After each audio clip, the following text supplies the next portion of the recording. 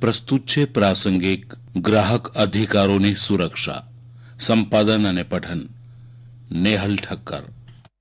15 માર્ચે વિશ્વભરમાં વિશ્વ ગ્રાહક અધિકાર દિવસ ઉજવવામાં આવે છે, જેનો હેતુ ગ્રાહકને તેમના અધિકારો વિશે જણાવવાનો છે।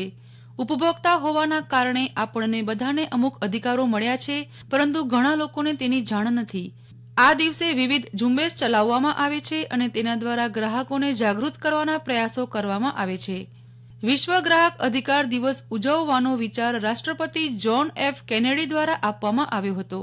15 માર્ચ 1962ના રોજ પ્રમુખ જ્હોન એફ કેનેડીએ યુએસ કોંગ્રેસના સત્તાવાર સંબોધનમાં ઉપભોક્તા અધિકારોનો મુદ્દો ભારપૂર્વક ઉઠાવ્યો હતો।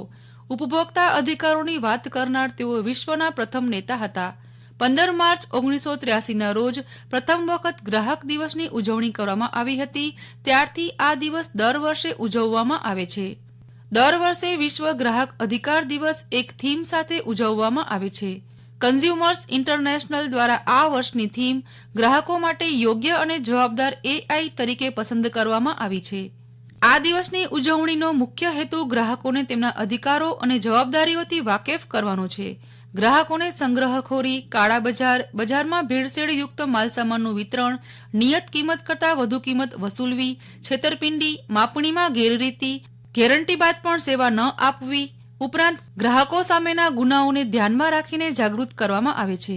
રાષ્ટ્રીય ગ્રાહક અધિકાર દિવસના ઇતિહાસની વાત કરવામાં આવે તો 24 ડિસેમ્બર 1986ના રોજ ગ્રાહક સુરક્ષા અધિનિયમ 1986 બિલ પસાર થયું હતું, જેમાં વર્ષ 1987, વર્ષ 1991 અને વર્ષ 1993માં સુધારા બાદ 15 માર્ચ 2003થી આ નિયમ લાગુ કરવામાં આવ્યો।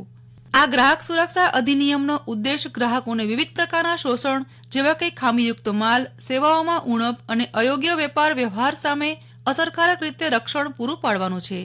ગ્રાહક સુરક્ષા કાયદો ગ્રાહકોને તેમના અધિકારો આપવા માટે લાગુ કરવામાં આવ્યો છે। આ કાયદા હેઠળ હવે કોઈ પણ ગ્રાહક અયોગ્ય વ્યાપારની ફરિયાદ કરી શકે છે।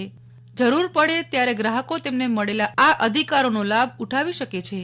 ગ્રાહક સુરક્ષા કાયદા હેઠળ ગ્રાહકોને સંરક્ષણનો અધિકાર, માહિતીનો અધિકાર, પસંદ કરવાનો અધિકાર, નિવારણનો અધિકાર, ગ્રાહક શિક્ષણનો અધિકાર આપવામાં આવ્યો છે।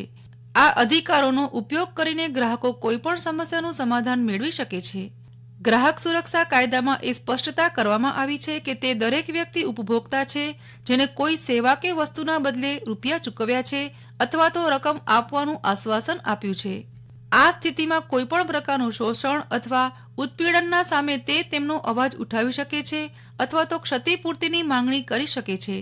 ખરીદી કરેલી વસ્તુનું ઉત્પાદન અથવા સેવામાં કમી અથવા તેના કારણે થતું નુકસાનના બદલાનું વળતર માંગવું, તેની સામે રક્ષણ માંગવું તે દરેક ગ્રાહકનો અધિકાર છે।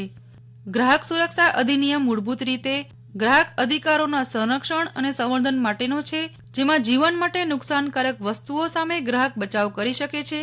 સાથે જ ગ્રાહકને એ પેદાશની ગુણવત્તાની માહિતી આપવી, શુદ્ધતા, કિંમત અને વધુ ભાવ લઈને છેતરવાથી બચાવવાની પણ જોગવાઈ છે।